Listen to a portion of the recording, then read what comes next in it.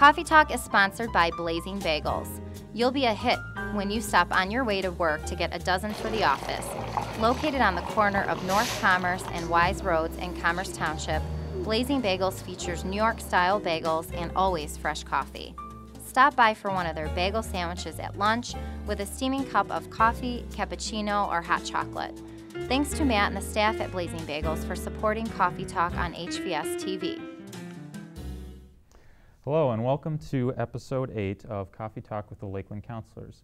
My name's Sean Doherty, and along with me as always are the other Lakeland Counselors. We have Mrs. Burton, Mrs. Lindberg, and Mrs. DiLorenzo. Today our topic is on being successful with the Lakeland High School graduation requirements. We'll be reviewing some information that all students and parents need to know going into high school and throughout high school. These include graduation requirements, credits, grades, and transcripts. We'll also be discussing topics that parents can get involved with their students on, helping them be successful throughout the 4 years in high school and planning for their entire high school experience, and also building positive communication with teachers and counselors. Let's first start off by reviewing something fundamental to the success of a student at the high school level, and those are the graduation requirements. Every student should know about their graduation requirements. As counselors, we review these requirements with students every year, and they should be pretty aware of what they need to accomplish before they're done with high school. These requirements are located on page 38 in your Lakeland High School Student Handbook. They're also located on our counseling website, so if you go to lakelandhs.com, click on counseling, we have a page dedicated to graduation requirements, and there's a link to all the specific graduation requirements on that page as well. So the graduation requirements that students need to take care of before they graduate is they need 23 total credits, including 4 credits in English, 4 credits in math, 3 credits in science, 3 credits in social studies, a half credit in physical education, a half credit in health, a half credit in technology, a full credit in visual performing or applied arts, and a full credit in fine arts, career technology, or languages, world languages. It's also important to remember that in addition to the total number of credits you need, you also have a number of specific courses that you need in the different subject areas. For example, for math, you need 4 total credits to graduate. Those 4 total credits need to include a full credit in Algebra 1, a full credit in Geometry, a full credit in Algebra 2, and a full credit of a math or math-related course during your senior year. All of these required courses in the different subject areas are also found on page 38 in your handbook and on our website under graduation requirements. Another important issue that needs to be addressed is the difference between Lakeland's graduation requirements and what colleges want to see in order for you to gain admission to their school. Most colleges are not satisfied with a student who just does the bare minimum to graduate from their high school. They want to see more. They want students that continue to challenge themselves year after year by taking demanding academic courses. For example, colleges want to see 2 full years, at least 2 full years, in the same foreign language. However, for Lakeland's graduation requirements, foreign language is not required, so students don't need to take a foreign language to graduate from Lakeland, at least not yet. In the graduating year 2016, students will be required, but any of our current students at the high school do not need foreign language to graduate. But if a student wants to increase their chances of getting into the college of their choice, they will likely need to take a foreign language in high school. So this is just a brief overview of the different graduation requirements that students have. I would definitely encourage you to go through the graduation requirements at some time with your students so everyone's aware of what is required of them at high school. Ultimately, it is the student's responsibility to be aware of their requirements and to ensure that they get credit for all their classes they need in order to graduate. If you do have any concerns about your student fulfilling all their graduation requirements, that's something that we would hope that you would contact us as their counselor immediately so we can go over a plan to ensure that they meet their graduation requirements. So now I'm going to pass it off to Christina Lindberg, who is going to talk about using this information to help your student plan for the rest of high school. Okay, thanks, Sean.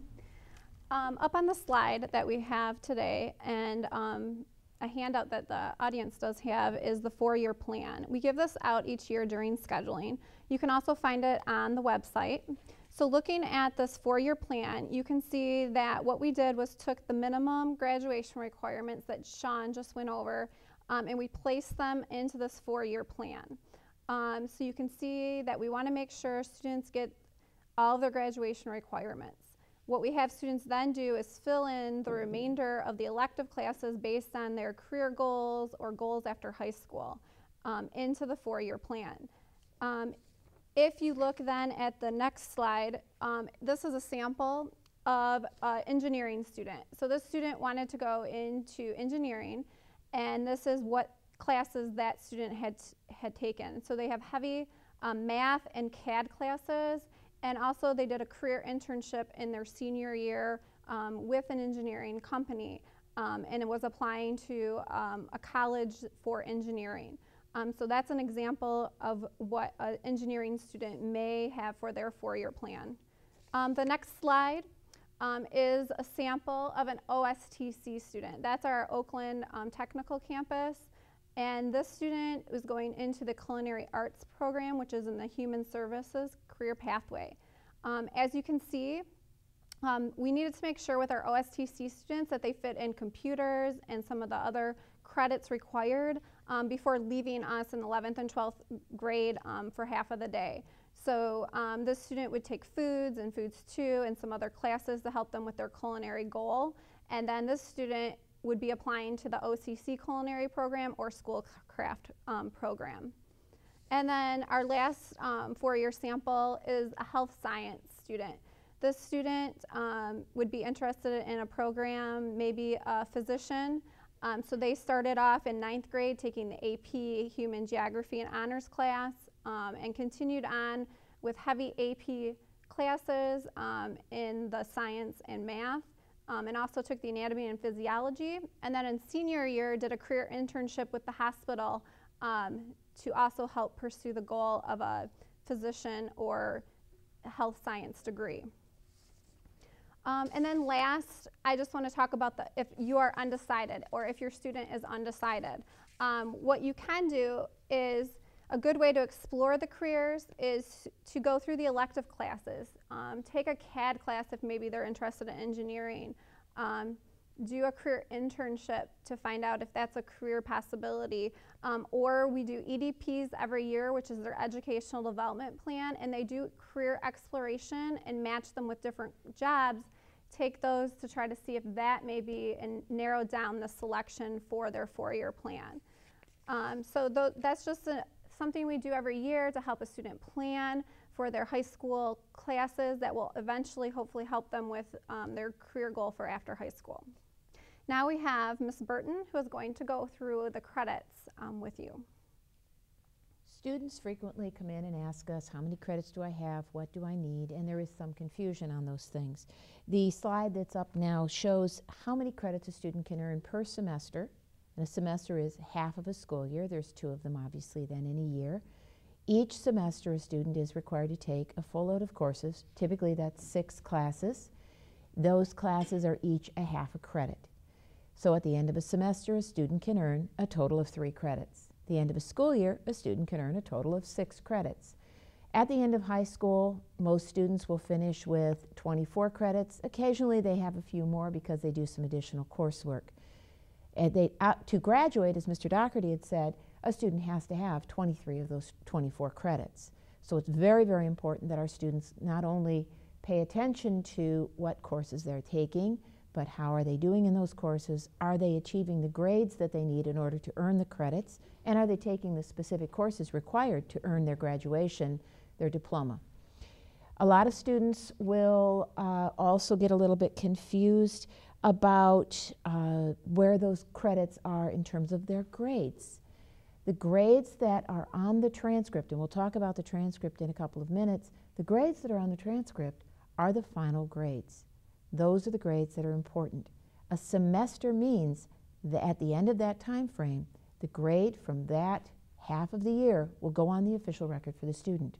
We'll go into that again a little bit more when we look at a transcript. So I'm just going to go over quickly. 24 credits possible in high school, 23 are required for graduation, with some specific courses within those 23 that you have to earn. If you look at the next slide, that's talking about how are grades calculated. If the semester grade is the final grade that goes on the student's transcript, what's a marking period? Well, a marking period is essentially a progress report. There's nothing that goes on a final transcript, permanent record, for a marking period. However, it's important in that it is part of the calculation for the student's semester grade. In the course book, it also goes through this, but it's very simple. 26 2/3%, or 26.66% of each marking period grade is calculated along with the final exam for 20% to make 100% of the student's grade. That calculation takes first marking period grade, second and third, averages it in with the final exam of 20% that all students will be taking, and comes up with a semester grade that will show up on permanent records. One of the things that kids don't understand is the difference on a report card in the way their grade point average is predicted or projected for them. The grade point average on the report card will show a term grade point. A term is a marking period. That's what you did during that marking period. At the end of second marking period, it will say your term 2 marking period grade point average is, and it will list that. Then there's a cumulative grade point average. A cumulative grade point average is ever since you got into high school. And those are only calculated at the end of every semester. So when we look at the transcript in a minute and we look at the cumulative grade point averages, understand that does not mean anything related to a term. That is every completed semester that your student has been in high school. In the middle of a semester, nothing will have changed in their cumulative from the end of the previous semester. You have to wait until either June or January for those things to change. The next slide is what a student's transcript looks like. As you can see, Seymour B. Learning, our student here, has done fairly well in high school. Seymour has passed all of his classes. Seymour has taken an 8th grade class in design, which is a high school level course, so that course is showing up on their high school transcript. They get credit. Seymour has earned some high school credit while he was still in middle school. So Seymour's done fairly well with that. That also, if your child has done some of those classes in middle school, will help in terms of their high school GPA, grade point average. The way the transcript is organized, and there are handouts for folks in the studio audience in the slide up here if you look, the way the transcript is organized is by semester and by department. So those grades are on this transcript for each semester going down the columns that your child has been in high school. The term grade point averages and semester grade point averages don't appear on a transcript. However, at the bottom of the first page of your child's transcript, you will see how many credits they earned for that semester and for, at the end of the entire school year, for that school year. Anything permanent is on here, and this is what colleges will see. When your child is applying to colleges, we will be sending them this document with their grades just the way you see it here. On the next slide, you'll see that the transcript also shows some other cumulative information. It says how many total credits your child has earned thus far in high school. And again, that is just for the completion of each semester. And it will show their cumulative overall grade point average. For Seymour, Seymour currently has a 3.264. Takes it that far in the decimals so far in high school, including that 8th grade art course where Seymour got high school credit. If you have questions or any concerns about your child's transcript, please make sure that you contact us. If you want to understand better how things look, what they are, contact us, the counselors. We understand the transcripts and we're more than happy to explain them to you. We want to make sure that when you look at something, you know exactly what you're looking at and the consequences, positive consequences or negative, that has for your child as they go on and apply to colleges. The next person up on our dialogue here is Mrs. DiLorenzo, and she'll be talking about Thank you, Mrs. Burton. I'll be talking about, well, I'm going to start talking about solution-focused conferences. And as you can see, there's a lot required of your student. So you're probably wondering, as a parent, how can I help my student achieve all of these requirements? Obviously, first and foremost, you want to be an involved parent. Being in communication with school personnel is very, very important, and that starts with conferences. Sometimes conferences can have a negative connotation. Many parents attend conferences only if their child is doing poorly. We hope that we can change all this, and we have 6 steps for you to follow, so hopefully you can have a more successful meeting with your teachers or your child's teachers at conferences. The first one, as you can see on the slide, is skip the blame/explain game. It's easy to get frustrated when your child is not doing as well as you'd like. Many times parents blame themselves, extracurricular activities, friends, or sometimes you're blaming a family issue or whatever that may be. This is only more clearly describing your child's problem while you're putting off the solution to how your child can get back onto the road of success. So what you want to do is you want to highlight past progress. If you think about a time when your child was doing well, and I'm sure we all can recall a time where our child was doing well, think about what was your child doing at that time? What were you doing at that time? And how can you regroup and get back together so you both can get back to that place of success? Thirdly, everyone has to be committed. It's a 3-legged stool. Parents, student, and school personnel need to be committed and held responsible for the part of the situation that they can control. You want to respond accordingly. Again, it can be very frustrating when your child is not doing well. Maybe part of their issue is not doing their homework at home. They're not spending enough time doing their homework. So one suggestion would be maybe you can't help them with their homework, especially when they get into classes like Algebra 2.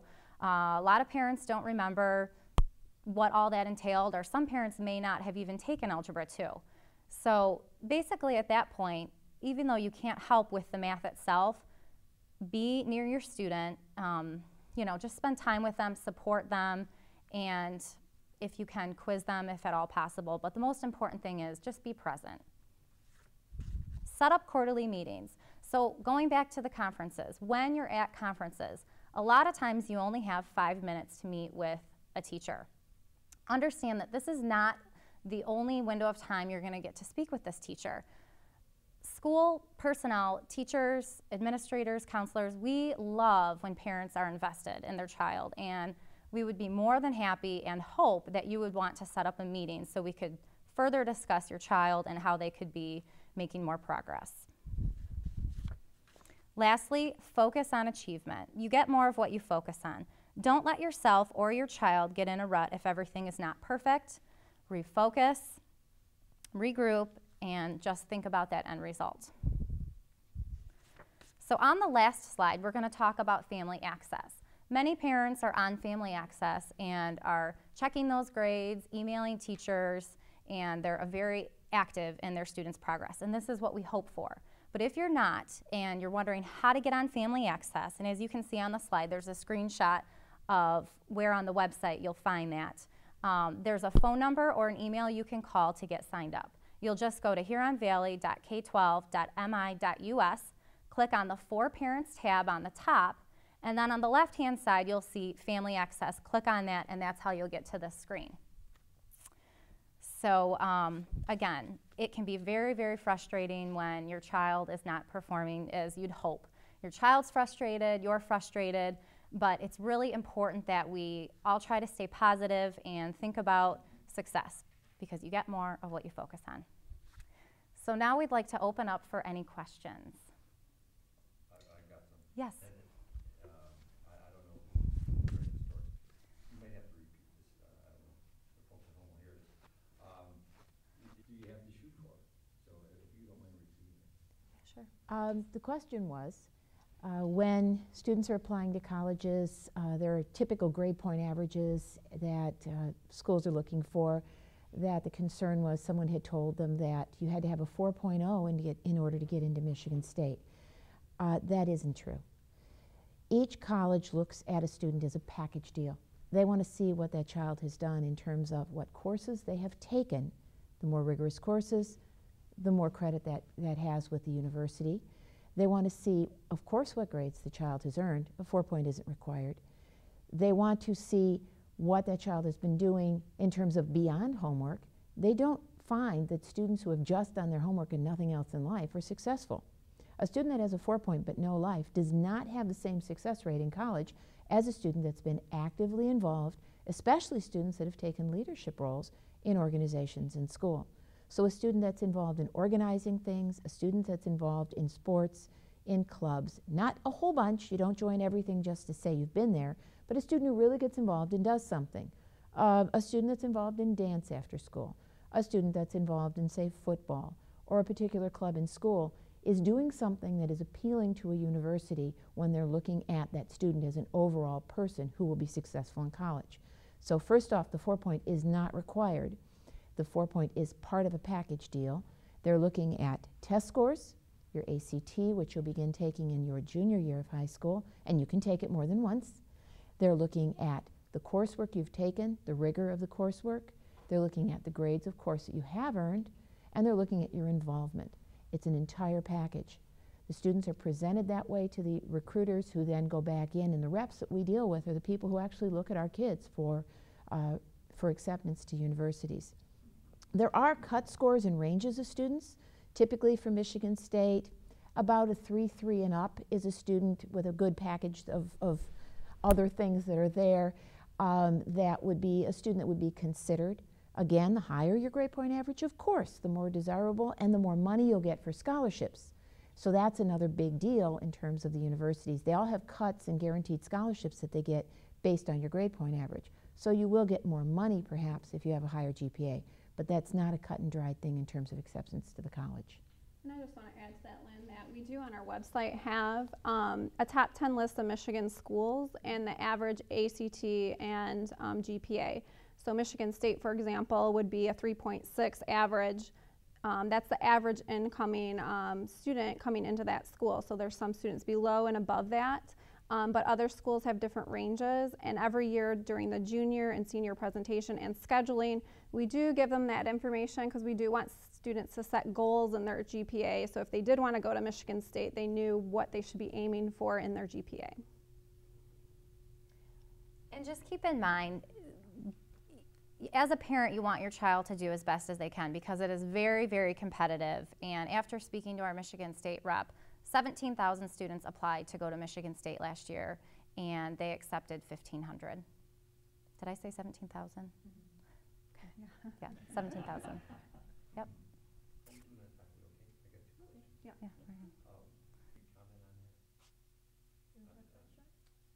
Sure. So the question was, we've had a parent here about earning credit for high school in the 8th grade, and also about earning credit for college while they're still in high school. So the first part of that question, we do have specific courses that 8th graders can take at our middle schools where they would earn high school credit. Those include design class, which is an art class. We have Spanish 1, German as well. Do we have German? Each middle school is a little bit different. Not in the middle schools. Not in the middle schools. Okay. So we have design, we have Spanish, and we have Algebra 1, which students can earn credit in middle school. It goes on their high school transcript, and they get a grade for that course, and it is factored into their GPA. The second half of that question, can a student earn college credit during high school? They absolutely can. We have a couple different ways that students can earn college credit. We have advanced placement courses which students can apply for, and then at the end of those advanced placement courses they take the AP test, which is basically a large final exam, and depending on how well you do on the AP test and what college you're looking at going to, you can earn college credit that way. We also have students who take dual enrollment classes, which means that they are taking a college course while they're still enrolled in high school. So we have some students who For their 5th and 6th hour are taking 2 dual enrollment classes. So at OCC down the road, they are taking 2 classes during the week. They earn college credit for those classes as well. And they do receive grades back for their high school transcript on those as well. On those, they receive a G for credit on the high school transcript, but then when they apply to college, the students have their college transcript sent to the university to show the university that they've done college level work, and those grades are then considered by the university in addition to their high school transcript. Dual enrollment is a state program, so there's certain parameters. You can't just go and say, gee, I want to go to college now that I'm in high school. I could take English at Lakeland, but I think I'm going to go take it at the college. There's some parameters that apply to that, and that would be that either we don't offer the course here. A mythology course might be an example. I've had students take that, Japanese, some other courses that are there, that there's a conflict in their schedule, we might suggest it to the student, or that it's something where they've exhausted everything that we offer here in Huron Valley. They've gone beyond, so they've taken all of our courses and they want to continue, and they can continue then at the college. It's not just a community college. Most of our kids do coursework at the community college, but in some instances we've had students also take courses at Oakland University, and that is something else that's handled. But again, that's all on a very individual basis for the student, and we advise them as to what might be the best fit for them. Another program is our articulation program. You actually can take high school classes here, and OCC will accept those high school classes as credits in their program. So if you are taking the business classes here at Lakeland, you can already earn up to 15 credits. So we have an articulation that they're taking high school classes here, and you can earn credits through OCC. We have some Baker classes and Ferris with our broadcasting classes. So if you talk to your counselors about that, or the teachers that run those programs, we also have the CAD program that accepts those credits. Just taking the high school, you're already starting your program into those classes. One more program.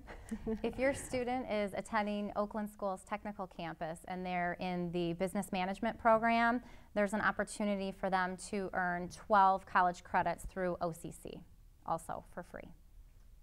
It's not an unusual thing for students to graduate from Lakeland with at least some college credits earned. And we're very proud of our kids and how hard they work in order to do that. Please. Sure.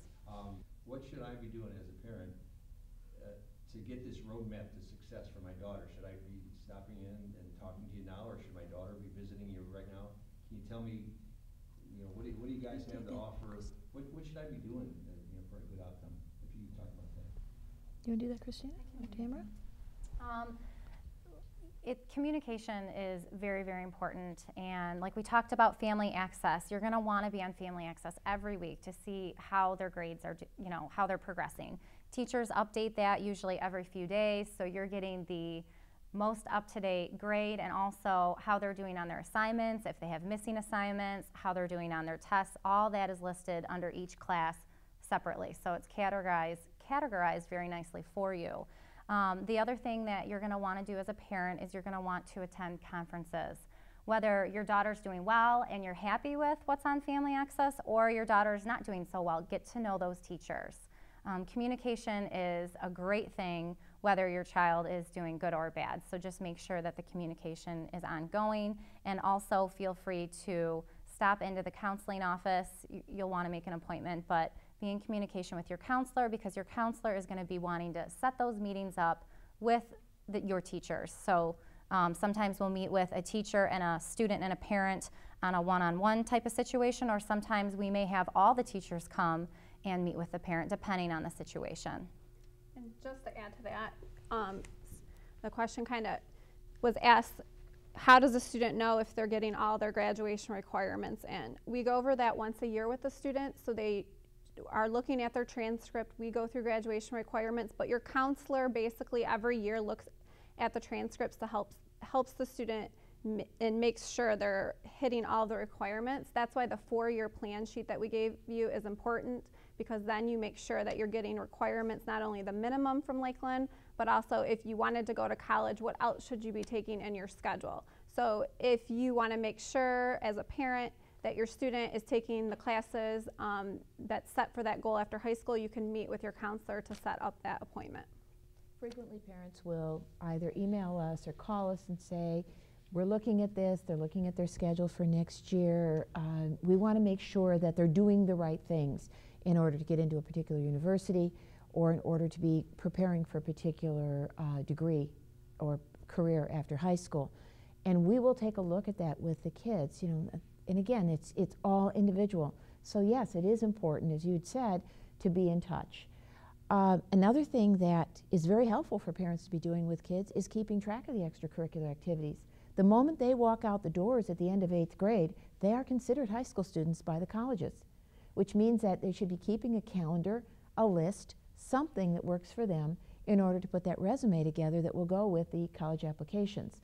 So helping your kids to track those things, helping them to track what they do, how much time they spend, and what kind of involvement they have, particularly if there's a leadership role. This includes jobs outside of school, any kind of clubs, any kind of youth group involvement. What they do outside of school is important. It's part of the package deal, as I referred to it earlier. So one of the great things parents can do is to make sure that there's some way of logging all of that. So just about the beginning of the senior year, when they're trying to get these apps done, they aren't sitting back trying to remember what they did this summer after 8th grade. That's a huge part for parents. Well, if we don't have any other questions, we want to thank everyone for coming to the taping of our 8th episode of Coffee Talk. For this information and a lot more information, please visit our website. If you go to lakelandhs.com, click on Counseling Office, and follow the left side links, we have all sorts of information that parents and students can access. We're also on Facebook. If you search Lakeland High School Counselors, and join us and as a fan and find out about everything that's going on with us throughout the year. We also want to thank our sponsor, Blazing Bagels, for providing coffee and bagels for everyone who came today. So thank you very much, and go Eagles. Coffee and snacks for tonight's audience were provided by Blazing Bagels. Stop by for a hot cup of freshly brewed coffee in your choice of flavors or grounds. Don't forget to grab one of their New York-style bagels or bagel sandwiches. Blazing Bagels, located on the corner of North Commerce and Wise Roads in Commerce.